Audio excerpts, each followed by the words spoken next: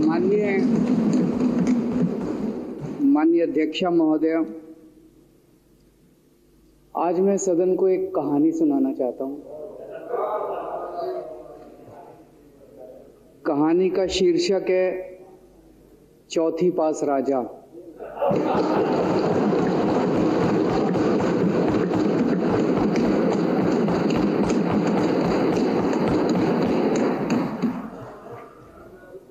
आपने बचपन में राजा रानी की बहुत कहानियां सुनी होंगी।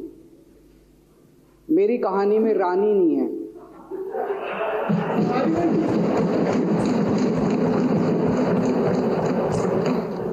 बस राजा है। ये एक ऐसे राजा की कहानी है अध्यक्ष महोदय, जो अनपढ़ था, चौथी पास था, बेहद अहंकारी था, बहुत अहंकार था, बहुत ज्यादा, और पैसे की इतनी हवस थी, इतना भ्रष्टाचारी था, इतना भ्रष्टाचारी राजा था।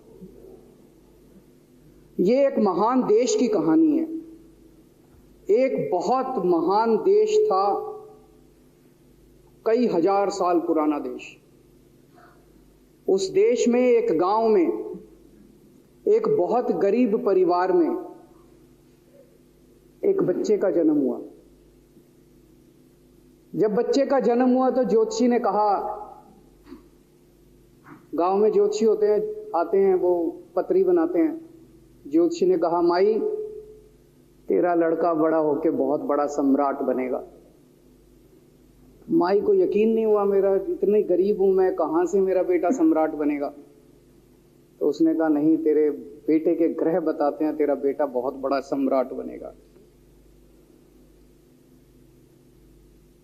बेटा धीरे धीरे बड़ा होने लगा। स्कूल, गांव का ही स्कूल था, स्कूल जाता था, उसका पढ़ने वढ़ने में मन नहीं लगता था। तो चौथी के बाद उसने किसी तरह से चौथी करी, चौथी के बाद उसने स्कूल छोड़ दिया। गांव के पास एक रेलवे स्टेशन था।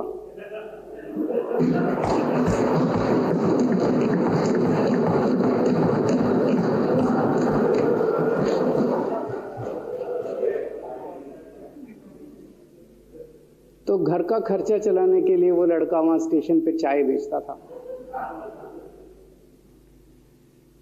लड़के को भाषण देने का बड़ा शौक था। सारे गांव के लड़कों को इकट्ठा कर लेता, आसपास के गांव के भी इकट्ठा कर लेता, सामने वो खाट डाल लेता, उस पर चढ़ जाता और भाषण देता। धीरे धीरे आसपास के गांव के लड़के भी इकट्ठे हो गए। जिस भी चीज में भाषण देता, एक बार शुरू हो जाता तो बंद ही नहीं होता। अब ज्योतिषी ने कहा था, लड़का बड़ा हुआ, बड़ा होके एक दिन उस महान देश का वो राजा बन गया। पूरे देश में उसका नाम हो गया चौथी पास राजा। लोग उसको चौथी पास राजा कहते थे। अब उसे आता जाता कुछ था नहीं, पढ़ा लिखा था नहीं। अफसर आते, कुछ अंग्रेजी में चपर चपर करते, उसको समझ नहीं आता। अफसर जो मर्जी उससे साइन करा के ले जाते, जो मर्जी उससे साइन करा के ले जाते। अब वो कुछ पूछे अफसरों से तो उसे भी शर्म आती थी कि मैं पूछूंगा तो उनको लगेगा अनपढ़ आदमी है, पता चल जाएगा। तो उसके भी दिल में ये रहता था, यार मैं पूछूं ना पूछूं। पता नहीं किस किस चीज पे उसने चौथी पास राजा ने साइन कर दिए। फिर धीरे धीरे राजा को ये बुरा लगने लगा, यार ये मेरे को चौथी पास कहते हैं। तो उसने एक फर्जी डिग्री बनवा ली। कहीं से फर्जी डिग्री बना के ले आया, एमए की। बोला मैं एमए हूं। तो लोगों को लगा, यार ये तो ठीक नहीं है, ये तो फर्जी डिग्री हम बना के ले आया हमारा राजा। तो लोगों ने आरटीआई डाली। जो आरटीआई डालता उस पर 25,000 रुपये जुर्माना।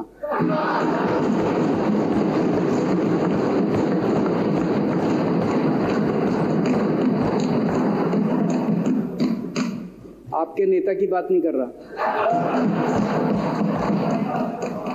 आप लोग भी हंस सकते हो।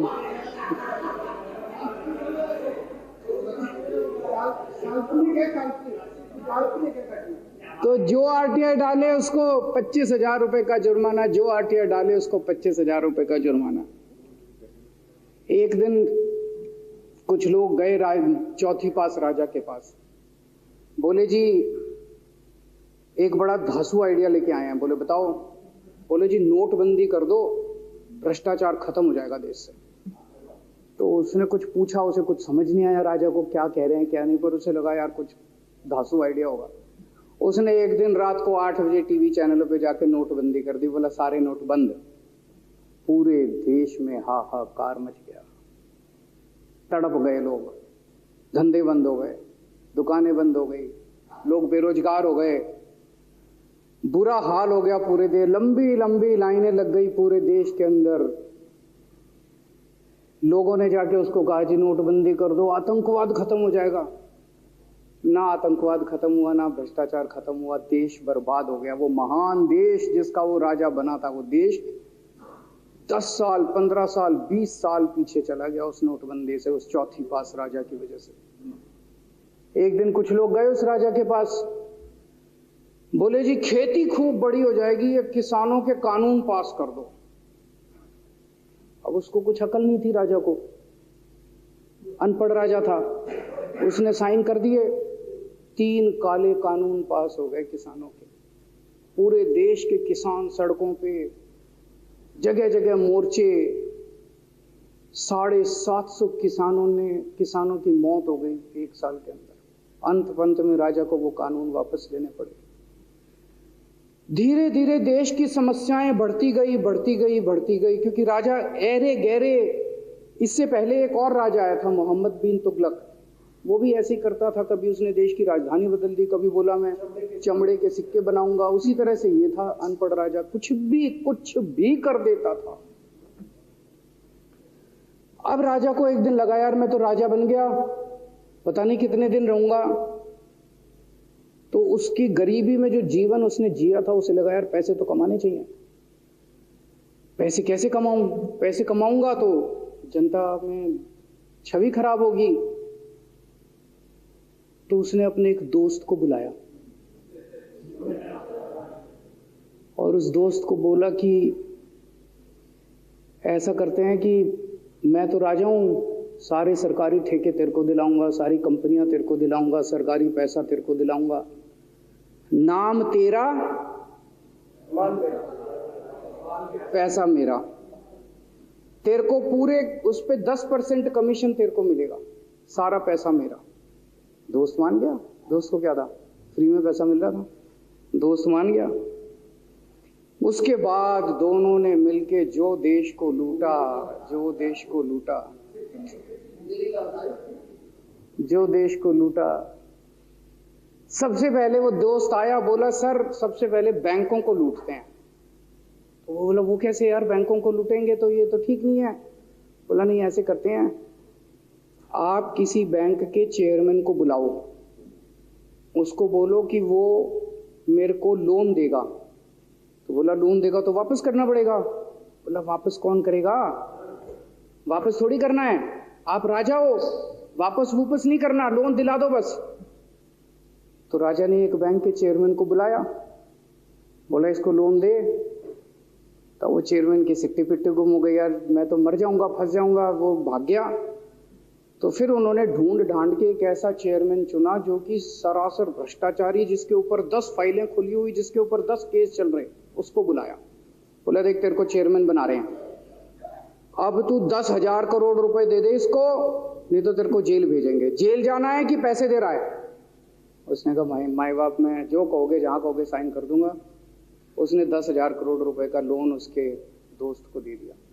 ऐसे करते करते 1,00,000 2,00,000 करोड़ रुपए इन्होंने बैंकों से लूट लिए। राजा ने, चौथी पास राजा ने और उसके दोस्त ने मिलकर 2-2.5 लाख करोड़ रुपए बैंकों से लूट लिए। अब बैंकों से पैसा लूटने के बाद उन्होंने देश को खरीदना चालू किया। सबसे पहले उन्होंने देश के एयरपोर्ट खरीदे, पहले 6 एयरपोर्ट खरीदे। फिर उन्होंने बिजली कंपनियां खरीदी, फिर उन्होंने बिजली के दाम बढ़ा दिए पूरे देश के अंदर, फिर उन्होंने सी पोर्ट खरीदने चालू कर दिए, फिर उन्होंने कोयले खदानें ले ली, फिर इन्होंने पुलिस को भेज भेज के जो लोगों की कंपनियां थी, प्राइवेट लोगों की कंपनियां, या बंदूक रख रख के उनकी कंपनियां छीन ली राजा ने और उसके दोस्त ने। हाहाकार मच गया पूरे देश के अंदर। इतनी महंगाई हो गई, इतनी महंगाई हो गई पूरे देश में। पहले गैस 400 रुपए सिलेंडर होती थी, चौथी पास राजा के आने के बाद 1100 रुपए सिलेंडर हो गई। पहले पेट्रोल 71 रुपए होता था, 97 रुपए हो गया। पहले डीजल 57 रुपए होता था, 90 रुपए लीटर हो गया। जब पेट्रोल के दाम बढ़ गए, डीजल के दाम बढ़ गए, तो सारी चीजों के दाम बढ़ गए देश के अंदर। हाहाकार मच गया। सब चीजों पे इसने और इसके दोस्त ने कब्जा। दूध पहले 46 रुपए होता था, 66 रुपए लीटर हो गया। बच्चों को माएँ दूध पिलाने लायक नहीं बची, घरों के अंदर छोटे छोटे बच्चों के दूध छीन लिए इसने राजा ने। सरसों का तेल 90 रुपए लीटर होता था, 214 रुपए हो। बताओ, धीरे धीरे पूरे देश में हाहाकार मच गया। लोग अब राजा के खिलाफ आवाज उठाने लगे, लोग उसके खिलाफ बोलने लगे। तो राजा ने कह दिया, जो मेरे खिलाफ बोलेगा पकड़ के जेल में डालो। एक के बाद एक राजा ने लोगों को पकड़ पकड़ के जेल में डालना शुरू कर दिया। किसी ने राजा का कार्टून बना लिया, उसको भी जेल में डाल दिया। किसी ने राजा का नाम गलत ले दिया, उसको भी जेल में डाल दिया। किसी टीवी चैनल वाले ने राजा के खिलाफ लिख दिया, उसको भी पकड़ के जेल में डाल दिया। किसी जज ने राजा के खिलाफ कोई ऑर्डर कर दिया, उसको भी पकड़ के जेल में डाल दिया। ना जजों को छोड़ा, ना पत्रकारों को छोड़ा, ना मीडिया को छोड़ा, ना व्यापारियों को छोड़ा, ना उद्योगपतियों को, किसी को नहीं छोड़ा। राजा ने पकड़ पकड़ के उसने चौथी पास राजा ने सबको जेल में डालना चालू कर दिया। एक महान देश कहां से कहां पहुंच गया। उसी देश के अंदर एक छोटा सा राज्य था, उस राज्य का एक मुख्यमंत्री था।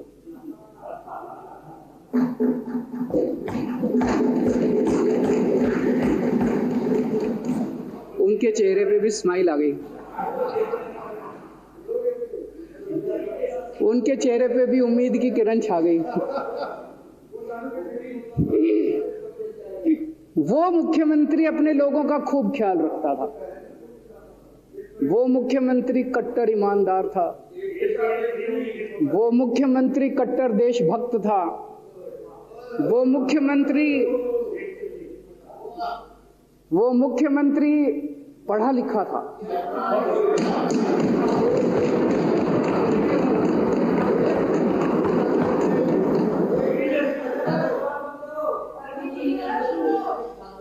उस मुख्यमंत्री ने अपने लोगों को महंगाई से छुटकारा दिलाने के लिए बिजली मुफ्त कर दी।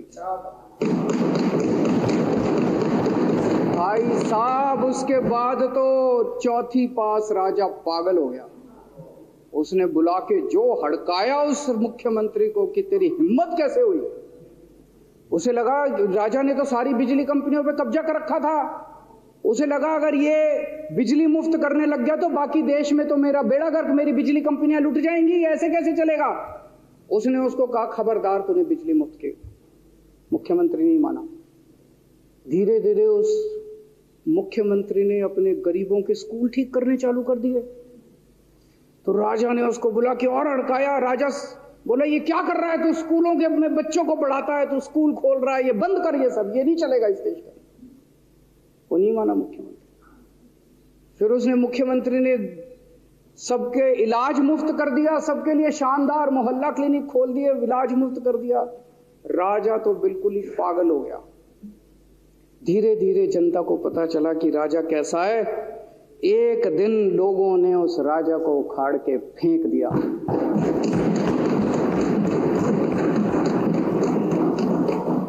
और लोगों ने एक किसी ईमानदार और देशभक्त आदमी को वहां बिठा दिया और उनकी सरकार आ गई। और उसके बाद देश से महंगाई खत्म हुई और देश रात दूनी चौगुनी तरक्की करने लगा।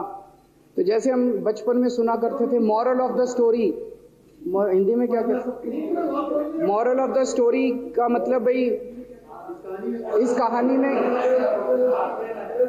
क्या प्रेरणा मिलती है। इस कहानी से ये प्रेरणा मिलती है कि अगर आपके देश में महंगाई है, आपके देश में समस्याएं हैं, आपके देश में सब कुछ गड़बड़ चल रहा है, तो सबसे पहले जांच परख के देखो आपका राजा अनपढ़ तो नहीं है। अगर आपके देश में सब गड़बड़ चल रहा है, बेरोजगारी है, बहुत सारी समस्याएं हैं, जरा देखो राजा, आपके राजा को कोई दोस्त तो नहीं है। अगर है तो सबसे पहले अपने राजा को उखाड़ के फेंको, नहीं तो आपकी समस्याओं का कोई समाधान नहीं होगा। आपकी समस्याओं का कोई समाधान नहीं होगा। वो पढ़ा करते थे, अंधेर नगरी चौपट राजा, सवा सिर बाजी सवा सिर खाजा। बहुत बहुत शुक्रिया।